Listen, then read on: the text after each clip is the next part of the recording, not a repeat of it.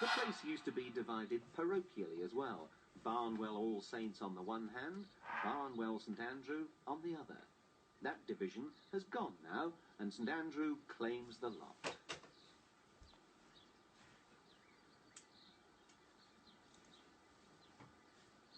When the stream's low, the water which remains is sluggish, but it's often otherwise. Laura Stokes, born in Barnwell, wrote a poem.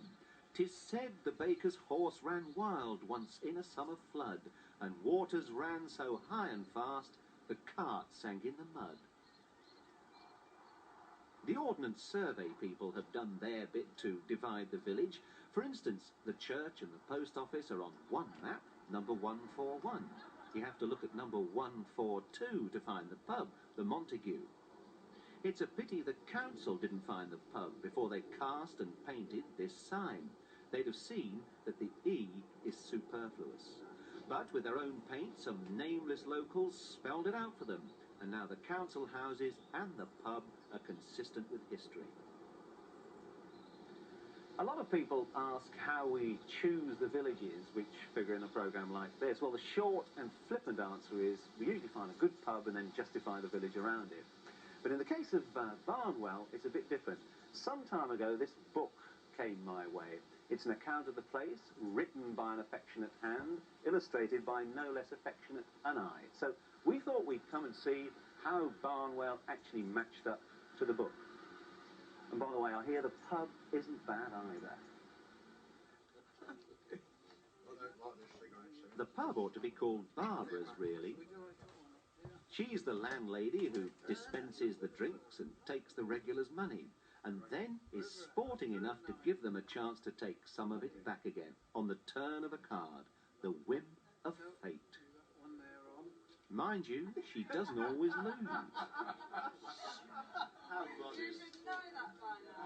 Never mind, chaps, another round, another hand. The lads in the local are among the faces which figure in Carrie Ackroyd's drawings for the Barnwell book. The words were written by Paddy Kitchen. And you went off, and do you remember the farmer let you drive the combine? And you came home so keen.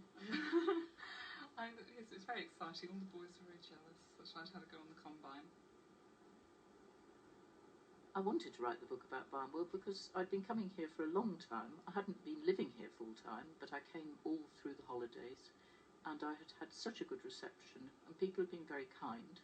I thought it was a very beautiful place, and I just wanted to write about it. I don't think we have the usual kind of incidents that get reported in the newspapers. When somebody had their car stolen, that was the first robbery from outside, I think, that I can remember. And when we heard that the person who had stolen it had used it in a bank robbery, that was quite a big story.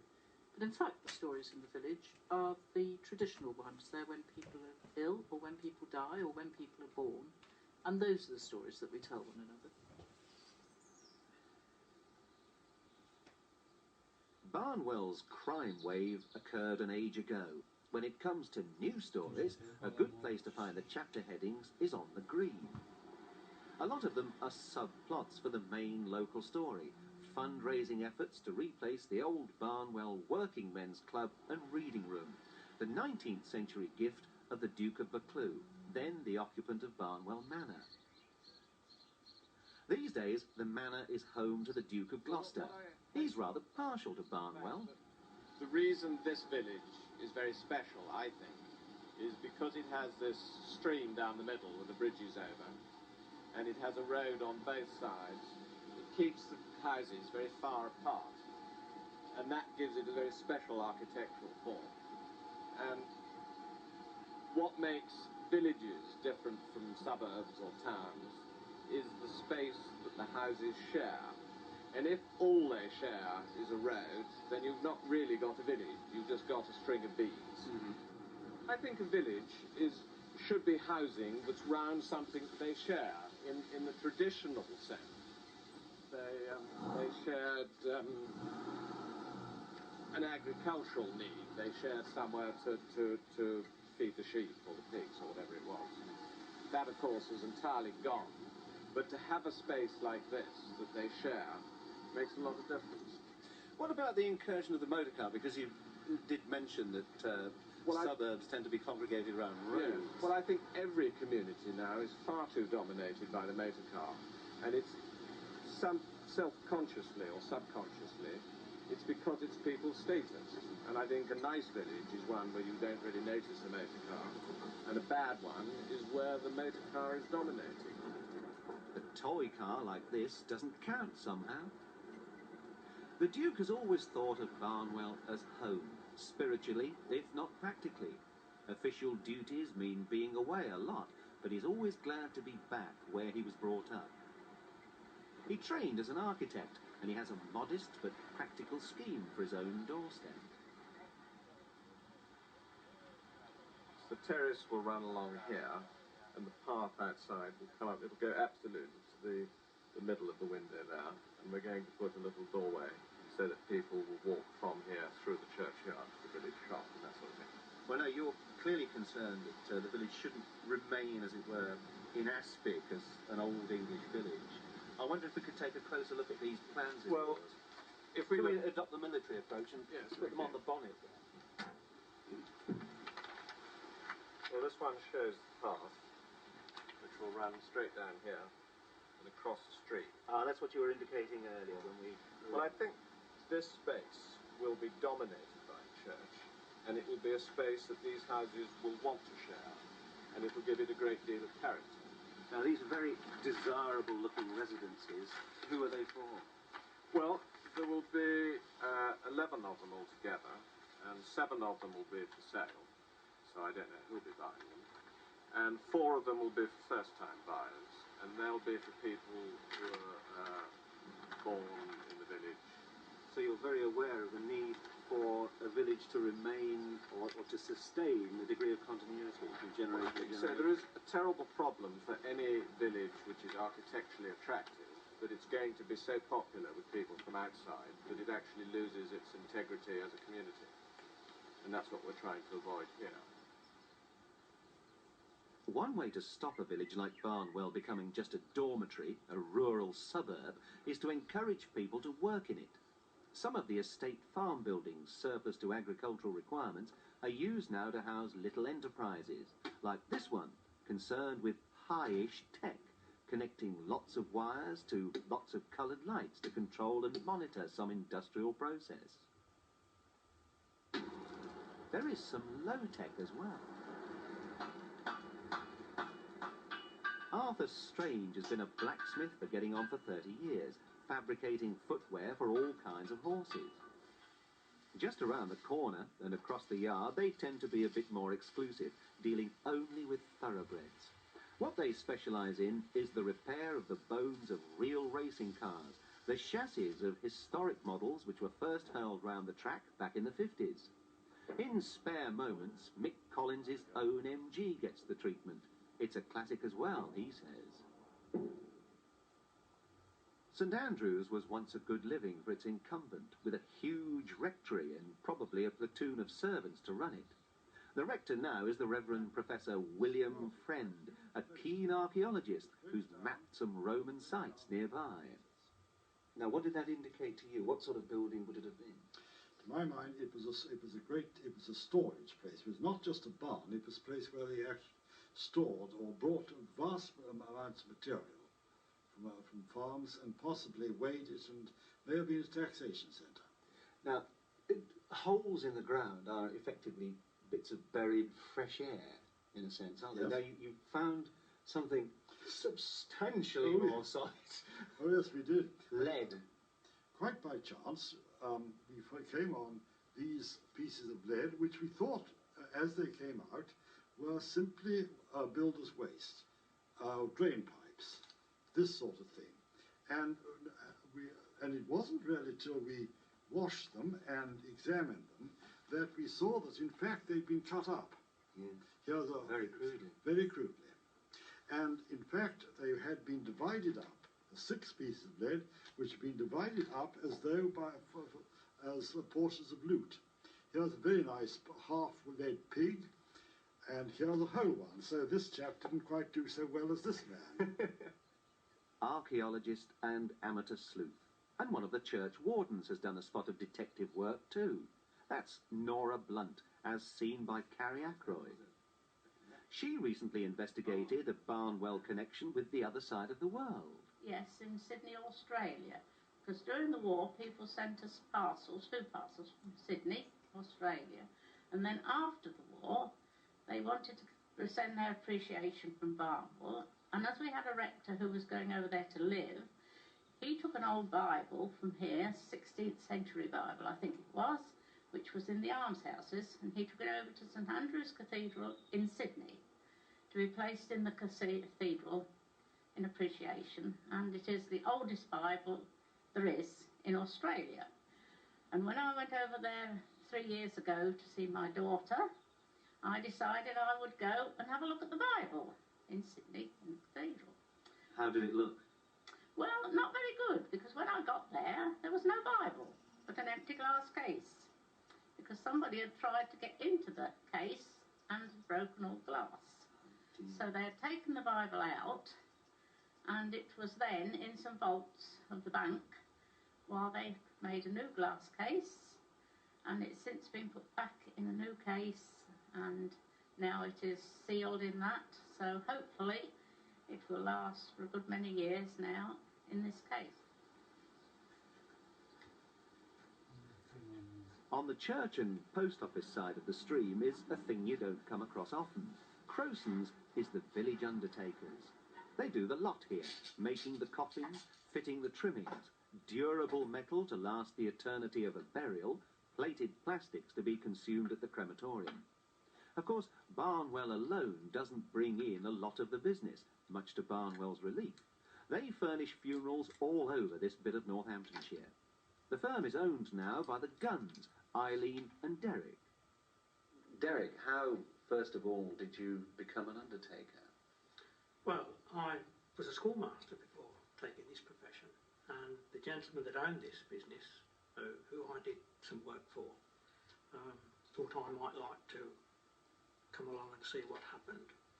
And it eventually turned out that he offered me the business. He wanted to retire early, which is what in fact happened. And Eileen, how then did you become involved in undertaking? Only because I was married to Derek.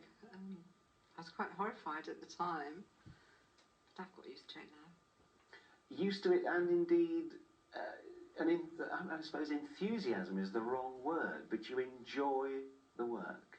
Oh yes.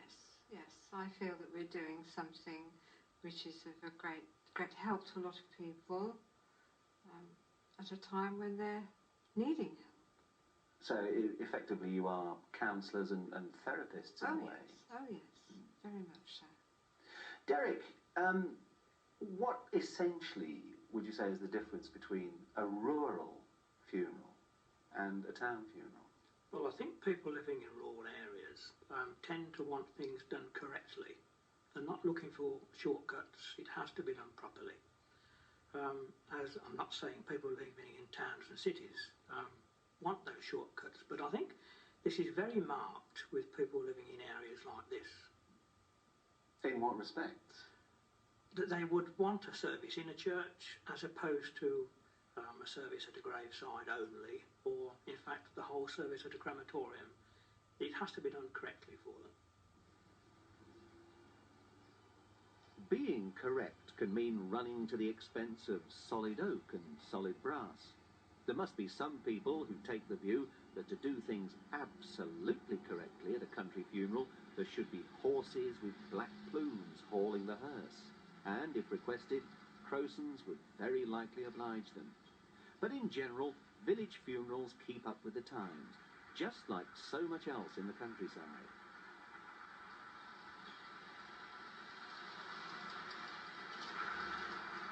Here's a reminder of the way things used to be. It's at South Lodge Farm.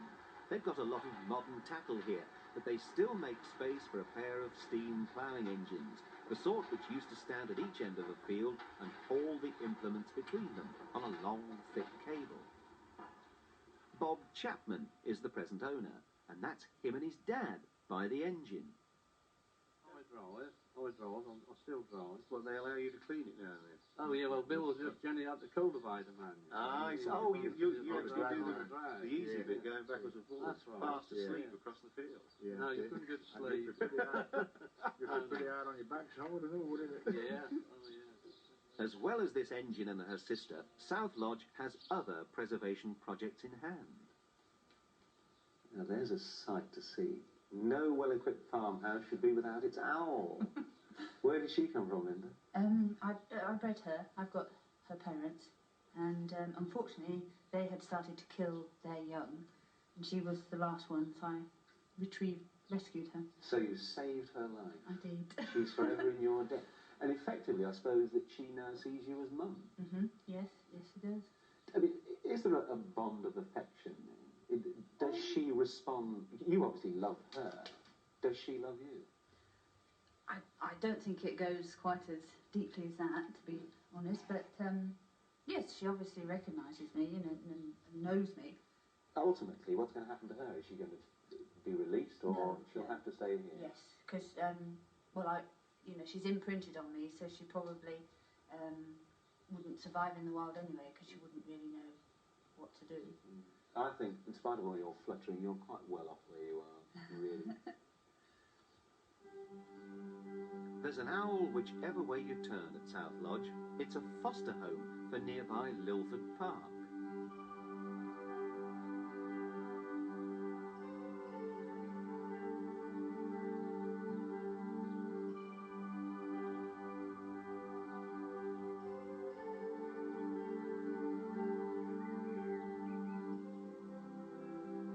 Inevitably, Barnwell harbours a spot of cottage industry. Right beside the green is Judith Spellman, who taps out items on travel for various magazines. Madeira was the last excursion, and there's a whole world waiting beyond the garden wall.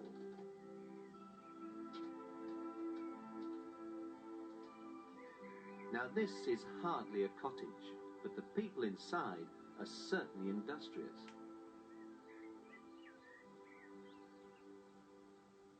Werner de Bock is a Dutchman who's greatly in demand by people who want him to manoeuvre nature for them. He's a landscape architect. His job is to make a site not just good to look at, but good to be in, by putting soil and stones in their place and by orchestrating grass and trees. They say the cobbler's children tend to be the worst shod, so the de Bock's garden should be a tip, but it isn't. Werner is the first to admit that he isn't the gardener. That's Jean's department. But he does hand out a bit of advice occasionally. In fact, in that respect, the neighbours find him a useful chap to have about to identify the odd shrub or mystery tree. So what actually brought you to Barnwell in the first place? Well, I think it was a plot of land we were looking for. We lived in Northampton at the time, and we were looking for a plot in Northamptonshire. And a friend of ours then designed a house with the idea that we could build it ourselves. So you built this with your own fair hands, did you? We That's did. correct, Yes. Well, now you're in the business of landscape design. Is the garden here used as a sort of flying test bed for certain ideas? Well, I think my gardener may have sort of different ideas, but Certainly it is. I think it is, yes. I do try out various combinations. You mean you have the ideas and you I carry them implement out? it, yes. And John maintains it, basically, with the help of our son who cuts the grass, I should add. But the main thing was that this land had been a meadow for 200 or 300 years, and it's incredibly rich soil. We've been here 10 years and we've never fertilized or done anything like that, and things keep growing. So it's incredible. No problems at all? Oh no. Apart from the stones. It's not just start stones, with- there's the I was going to say, fossils as well. not just the stones, but these here. Right. These keep turning up, do they? Very shallow. When you dig for potatoes or you dig the vegetable garden, you will find these very often, and they're 180 million years old. Makes you feel very small, It doesn't it? does. Certainly, yes. A lot has changed since then, I bet. Change. It never stops. That house has changed a bit over the years. The owner is Norman Elcock. He bought it from his employers. Well, he'd worked in and around the place for so long, they'd got no further use for it, so they let him buy it, once they'd taken the rails away.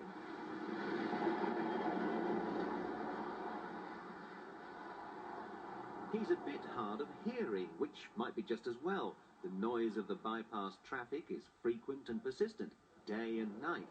A change from the days when trains would turn up and leave only as decreed by the timetable. Mr. Elcock misses them, but he's happy enough. What did you pay for it? I don't let that out. Now, in all that time, what were the best things you remember, the things you like to recall? Well, when I was here, I had 2 roll trains in. The first roll train came in, and it took, what's his name now, the Queen's husband. Duke of Edinburgh? That's right, Duke of Edinburgh took him out, you see. And then the second one came when the Queen came down. And when the Queen came down, you couldn't stick a pin for people around here. Yeah. What were you dressed in on that occasion? Oh, just an ordinary uniform. Clean shirt, though? Well, I don't know. It's a long while ago. Now there's no sound of steam and slamming doors. There's no ring of a rolling milk churn or the clatter of a trolley. A couple of wagons are marooned, demoted to become garden sheds. The local train is replaced by the local bus, and it's not the same.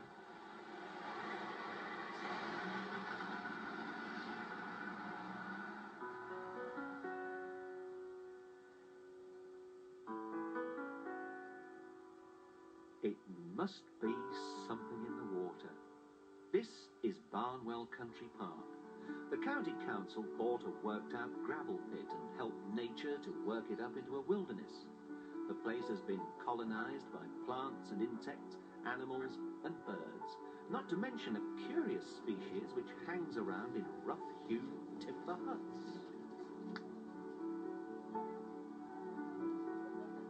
Lives on the water, blackbird with a white load in its head.